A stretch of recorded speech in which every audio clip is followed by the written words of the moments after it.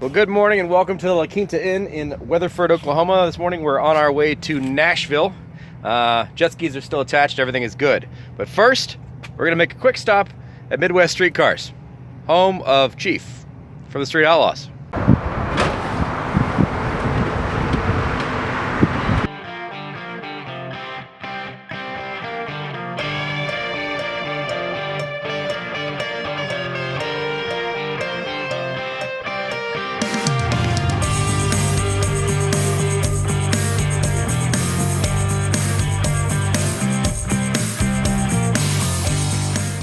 Well, if you've ever watched Street Outlaws, which is something that most car people have seen at least a little bit, you're probably familiar with Justin, also known as Big Chief on the show. He pilots a very nasty black Pontiac. As a Pontiac guy, I have a little bit of a soft spot in my heart for this guy, because it's cool to see somebody representing the Poncho brand. That's what initially drew me to watching the show, and I have a 1970 Pontiac Le Mans myself that I'm in the process of rebuilding. If you haven't seen the videos, it's a whole lot of them, starting with this one. The motor will actually be going back in that car here very shortly. So it's kind of neat for me to be able to visit somebody who has gone through the same process and has had, obviously, considerable success in that platform. So that's why I personally want to stop by this place. Now, I'm not saying that Justin's going to be there, or that Sean will be there, or that anybody from the Street Outlaws crew will be there, but I'm driving through Oklahoma City. Their shop is not far off the interstate. I don't have an excuse why I'm not stopping there. So, I'm going to stop there.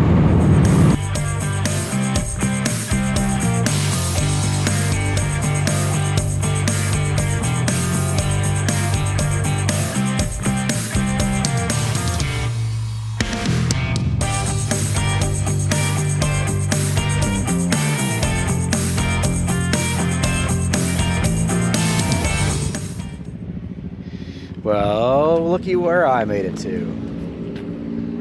Midwest Streetcars Automotive. So I was running hot rodder to another, race car owner to another. Kind of a cool experience to visit these guys. Not sure who all is going to be here, but I'll swing in, say hi, see what they got. Probably buy a shirt. Welcome to the shop in Midwest Streetcars. All kinds of cool merch. I'm sorry, I didn't get your name. Sherry. Sherry. Yes. This is Sherry. She's assisting. She's the one that holds down the fort when the bosses aren't home. And in true fashion, bosses they have fluid hours. So it's 10-ish in the morning, and the bosses haven't shown up for work yet. But, you know, there's things to do. These guys do also have a huge travel schedule now. If you're a fan of the shows that they've been in, you know that these guys are all over the place. All over the country at this point in time. It's no longer they're just traveling around the Oklahoma area and fighting with people that are locals. These guys are all over the place. And we'll see them again in December at the PRI convention in Indy, which is always a blast. Hopefully it's a little bit warmer than it was last year, but very cool little shop. Very cool little shop. They've done a great job in merchandising their brand. This is the infamous office, where all of the stuff happens. Look at that. This is Chief's office. If I touch the desk, maybe I'll get some Pontiac speed. In all actuality, I didn't plan on them actually being here because, you know, why would they be here? They've got other things to be doing, but very cool to be able to experience it. Can I sit on the couch? Sure, go ahead. Oh, yeah. Yeah, there you go. Yep, I'm on the couch. And actually, I kind of am doing the Sean shoe thing, too.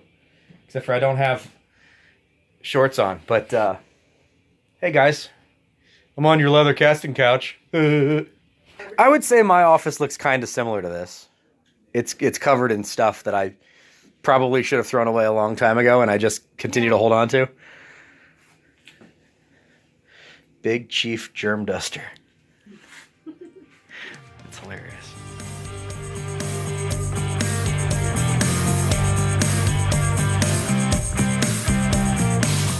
I came, I saw, I bought the shirt. Here's Midwest Streetcar Automotive. All the magic happens back there in the back. However, it is still racing season.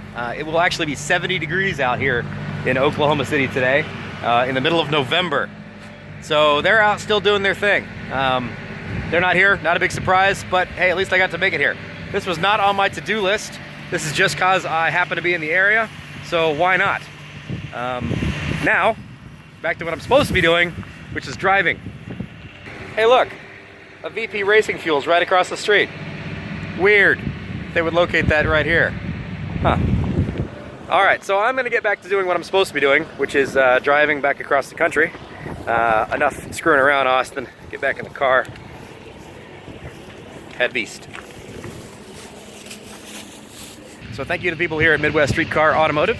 Cool little experience. I got to sit on Chief's couch. Thanks, Chief. And yeah, very fun time. Now, back to my regularly scheduled driving.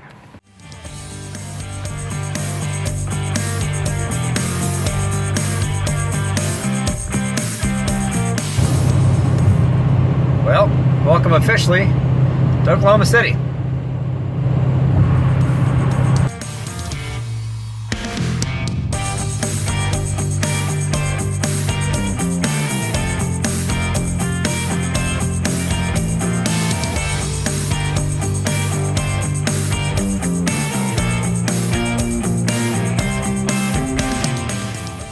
So I've got 600 miles to go. I've got to end my evening in Nashville. At least that's the idea right now.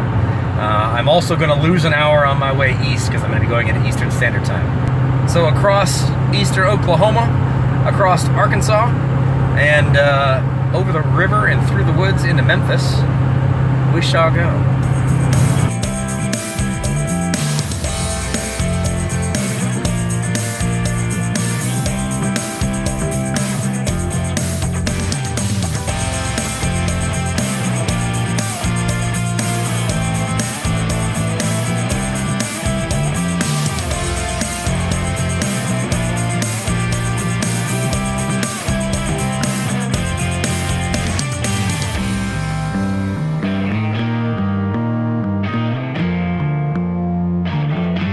Driving through eastern Oklahoma still.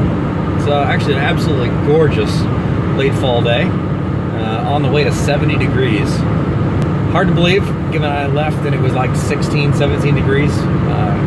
As you saw in episode 1 of this adventure, the truck was covered in snow and ice, and it was quite cold. And now it's absolutely fantastic, wonderfully comfortable.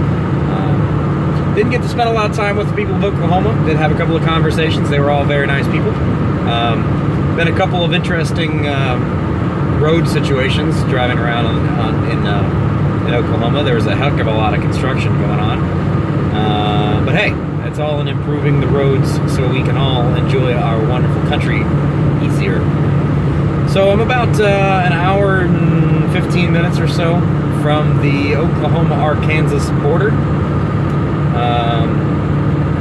I don't believe I'm going to run any kind of complications or anything. That sign right there says Fort Smith, 75 miles, which is, Fort Smith is in Arkansas, so 70 miles or so until I cross the border. And I still got a little over half a tank of fuel. Just keep on trucking. Not a very exciting experience. Not a lot to see out here. A lot of farmland. We appreciate all you farmers and what you do out here. Without what you do and the food that you provide, I wouldn't be able to feed the fat kid that I am. Now I will say one thing, I am sorry that I didn't get to stop in Texas or Oklahoma for food. I really had in my mind that I was gonna get some kind of a crazy huge steak. And I did pass somewhere, I believe in Texas, that had one of those nifty deals where if you eat a 72-ounce steak, it's free. I did see a sign for one of those. I didn't get to stop. Unfortunately, in this situation, I've still got some time I've got to make up from other issues. I'm a little behind the 8 ball as far as travel time goes, but oh well. Anyway, traveling on, more traveling.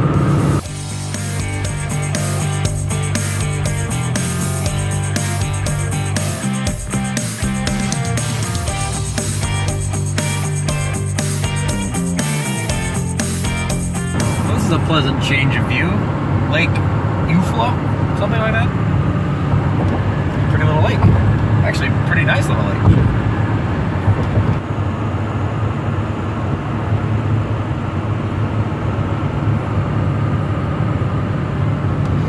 As I get into Arkansas, there's certainly a lot more lakes to be seen.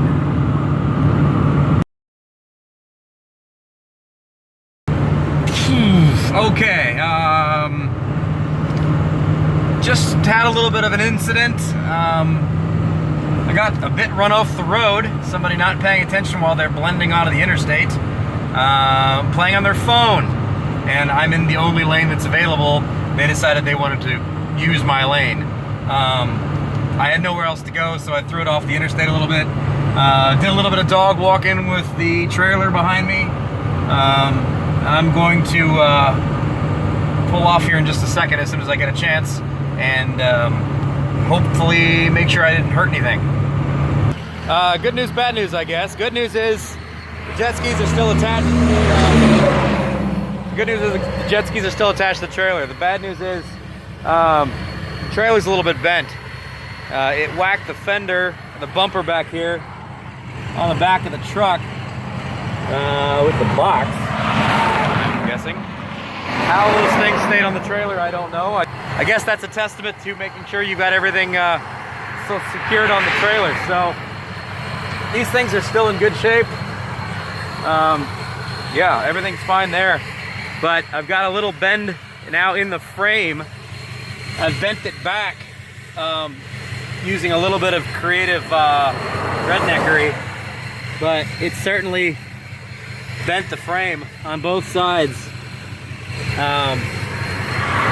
So essentially, when I went off the road, when I jagged it, or when I threw it to get off the road to avoid running into another car, the trailer kind of did a wiggle with me, hit this side. So I kind of purposely jackknifed the truck and the trailer to push it back the other way. Probably not the smartest way to do it, but I am in the middle of nowhere in Oklahoma, and that's pretty much the only option I had. So, hey, you know what? There's the right way, there's the wrong way, and there's the way we're gonna do it to make this work. So I'm gonna get back in the truck, and God, I can't believe that actually these things stayed on this thing. That was really unnerving. Yeah, okay. Anyway, continuing on. Crisis averted. Thankfully, the skis aren't damaged. Okay, so yeah, still a little buzzy after that one. I will first off completely say and recognize, yes, I'm filming while driving. I get it. I understand that. Yeah, that was pretty terrifying. I'm glad, I guess it was a short trailer with just some jet skis on it, not a car trailer with a car behind it. If that thing had started to wag like that, if a car, you know, a 5,000-pound car and a trailer had started to wag, that could have ended up with me upside down or on my side at least. Hey, you know what? It sucks. There's a little bit of a damage to the trailer. Looks like the skis are completely undamaged. When it twisted the trailer, they were pushed up towards the front of the box, the ledge of the box, but they don't seem to have any damage on them whatsoever. The pins and the straps and everything kept the skis completely on the trailer. I mean, it sucks that the trailer frame rails are a little bent, but I didn't go all the way across the country for a trailer. I went all across the country for a pair of really super rare jet skis, and the jet skis are in one piece. So I guess we'll call that a win. Just goes to show, when you're out there driving around, be cognizant of what's going on around you, man. Watching. If I hadn't paid attention, and clearly that person in that Explorer, that Expedition, paid zero attention to what I was doing. They literally could have smashed right into the passenger side of my car because they didn't even realize I was here as they ramped onto the interstate. So, hey, it's a close call, but everybody's alive and all of our pieces are in one piece. And I'm gonna try to calm down for a little bit. Consequently, I'm pretty close to Oklahoma, Arkansas border, and I'm 150 miles away from clicking over another 1,000 miles on this trip. So that'll happen here shortly once we get into Arkansas. We got another huge section of construction here, complicating the process a little bit. I think I'm gonna need to take a small break and let my nerves settle down a little bit here shortly. Once I get into Arkansas, I need to double check or triple check my trailer situation. The roads are considerably worse than I'm usually comfortable with on an interstate. I don't know if you could hear the banging around and such, but that pavement is pretty destroyed. It's a good thing you guys are starting to pave it, but you probably are a few years behind schedule.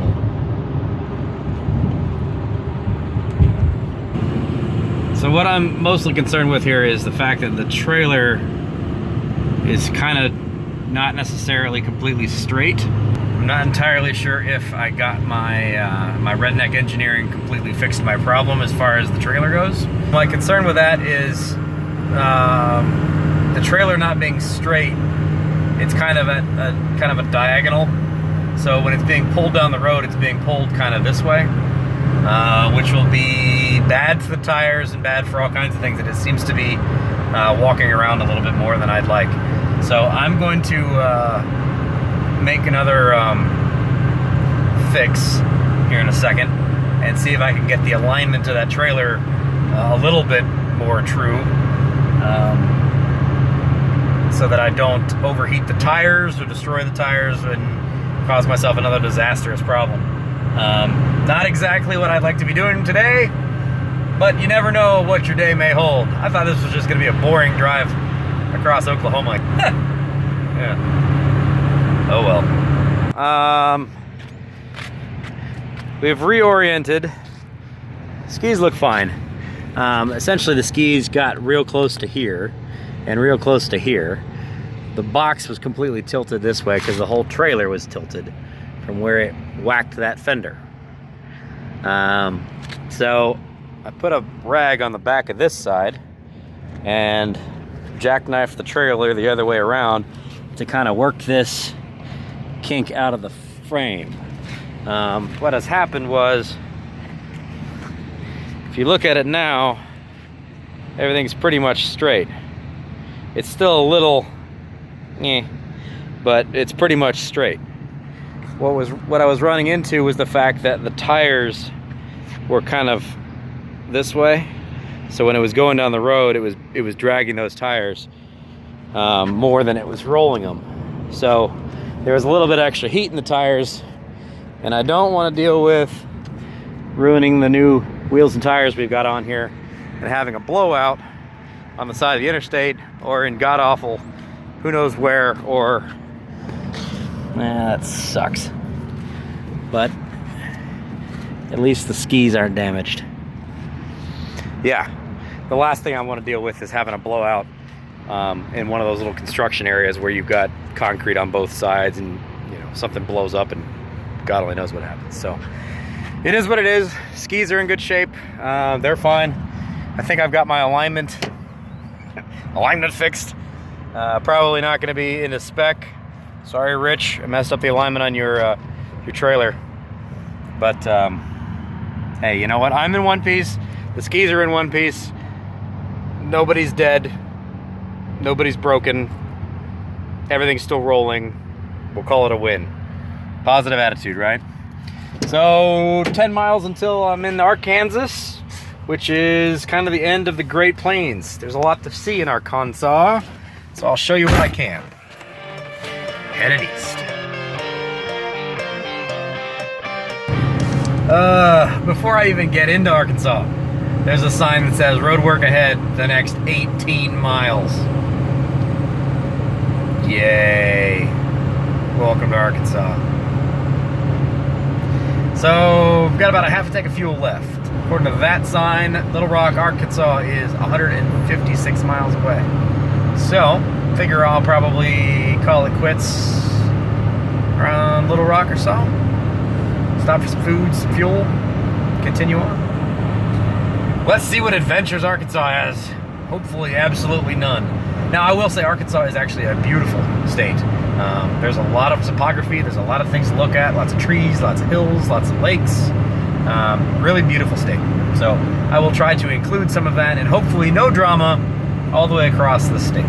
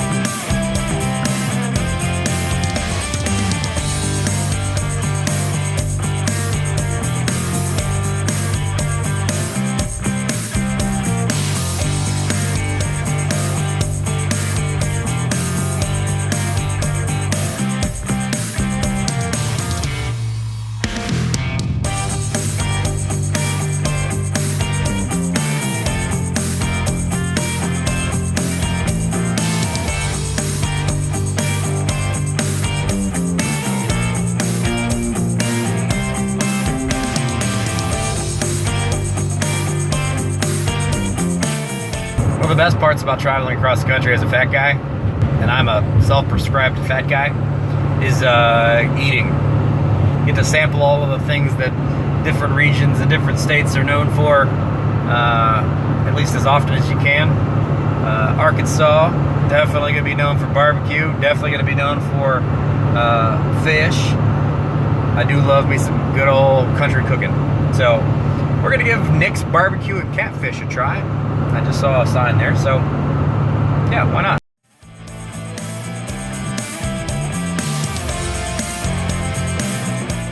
So the barbecue is amazing. After the barbecue, I get to have a fried pie. How's your pie? That's chocolate fried pie and ice cream.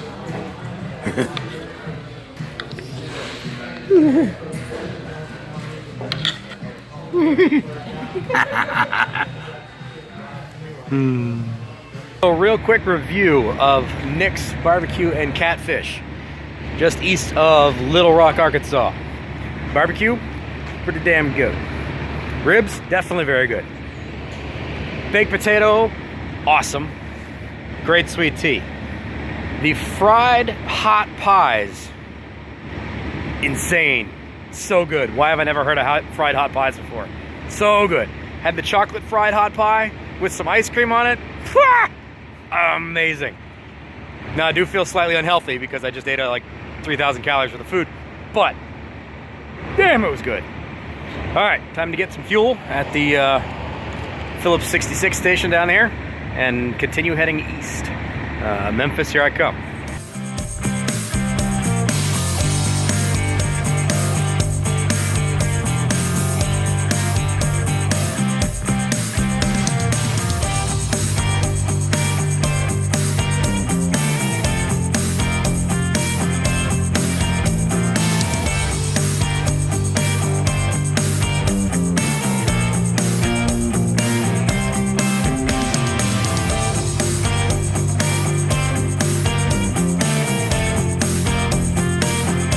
Alright, so we are 40 minutes west of Memphis, and unfortunately the great state of Arkansas is doing more road construction that has got us down to a slow crawl. Myself and all the semi-trucks around me are doing about 10 miles an hour. Right lane is closed, as is the common thing here. It doesn't seem to be anybody's actually doing any real work. Got some barrels out and nobody working.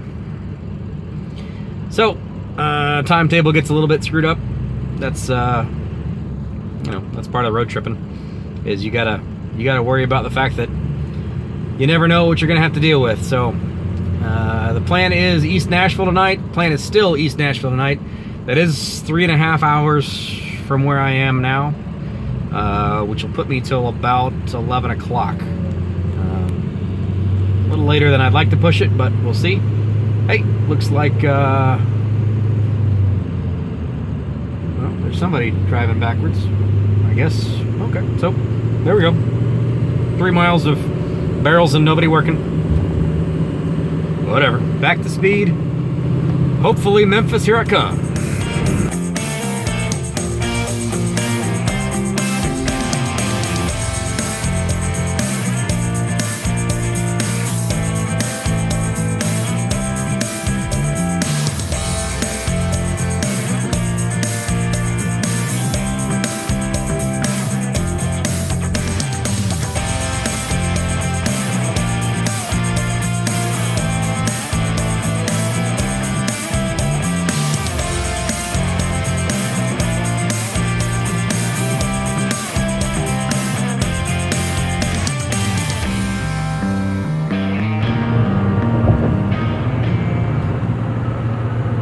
Almost exactly 1 week ago today, I crossed this great Mississippi River in St. Louis on my way to the West Coast.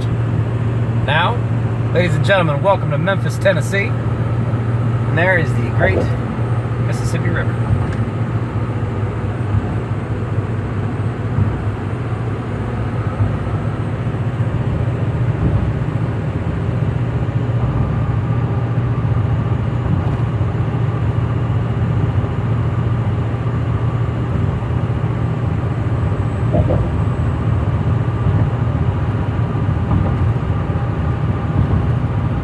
Welcome to Tennessee.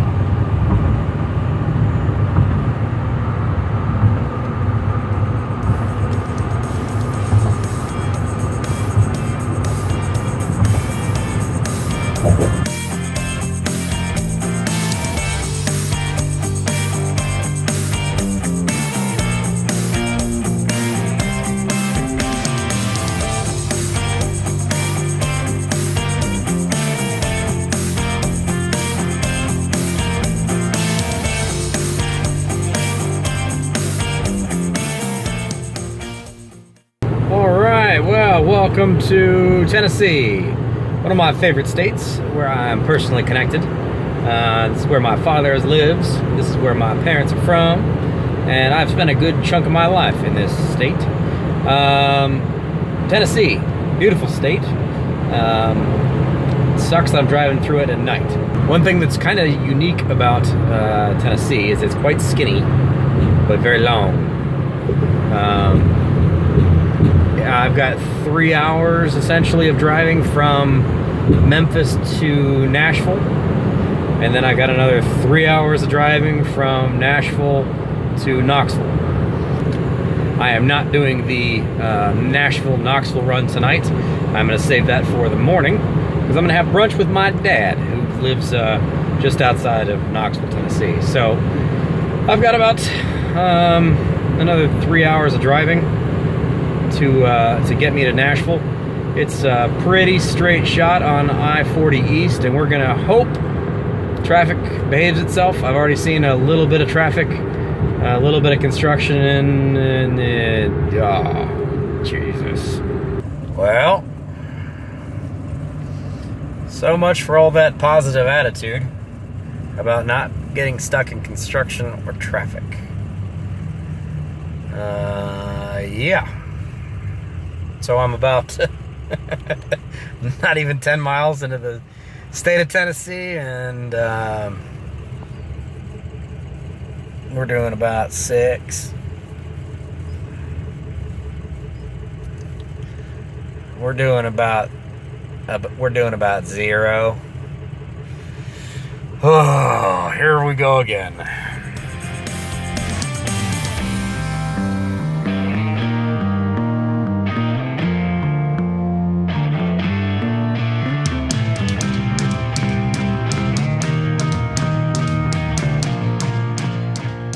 We have survived any other major complications thus far. I've got about 30 more minutes to Nashville.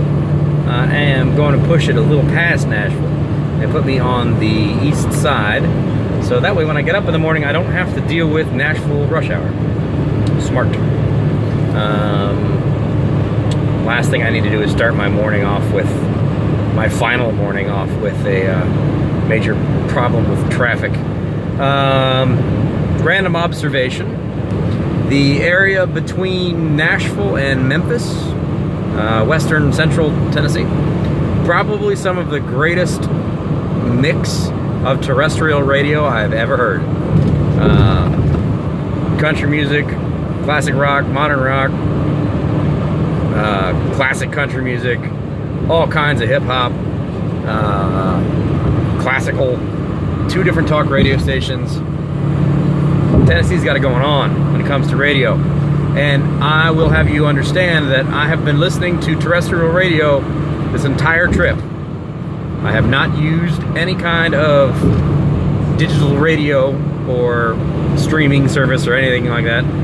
This is an old truck with no auxiliary port, no Bluetooths, none of that stuff. It's just old school radio. And yeah, this has been a fantastic little section of the ride. I've been able to listen to all kinds of interesting stuff. I would let you listen to what I'm listening to, but I can't because it would be copyrighted music and then I would get in trouble. So anyway, shouldn't have anything else going on.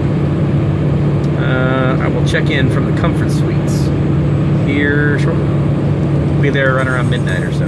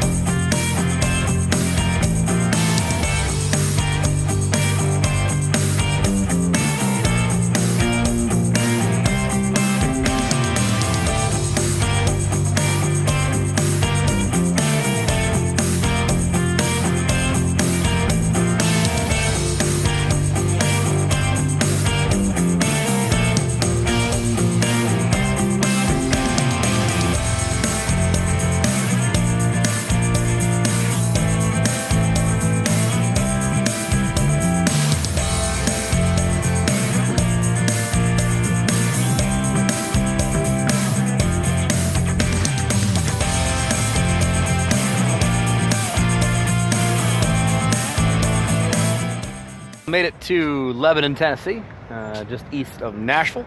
Going to be staying at the Comfort Inn Suites this evening. Interestingly, only place in this entire country I've had any problem whatsoever about using a company credit card that doesn't have my name on it. Wouldn't take the credit card, so I had to put it on my own tab. So Rich, you're going to owe me some money when I get back. But whatever, I'm not going to let it ruin my evening. Found a parking spot. Well, 1, 2, 3, 4 parking spots. Got the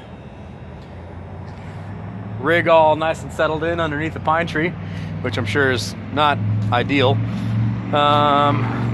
One thing, if you may have noticed, I do park these things interestingly every single evening. The idea is to make it as annoying as possible to try to steal one of these things or both of these things in the trailer. Not that somebody's going to steal it, but things happen. People have opportunities and they take things that are not theirs. And this is the best I can do to make sure that nobody can take these things. The last thing I want to do is wake up in the morning and the skis be gone, or the trailer and the skis be gone. So there you go. That's how I'm protecting my skis. One more night. Tomorrow I will be back in the Columbus area. So hopefully you've enjoyed this journey with me today. It's been an interesting one. A little bit of terror mixed in with a lot of driving and some really good food. As always, click on that subscribe button, drop us a comment, let us know what you think about these kind of crazy road trips, and we always appreciate a like. Tomorrow morning we start the final day. Wednesday will be the drive from Nashville to Knoxville, have brunch with my pops, and then head north to Columbus. So we'll see you tomorrow.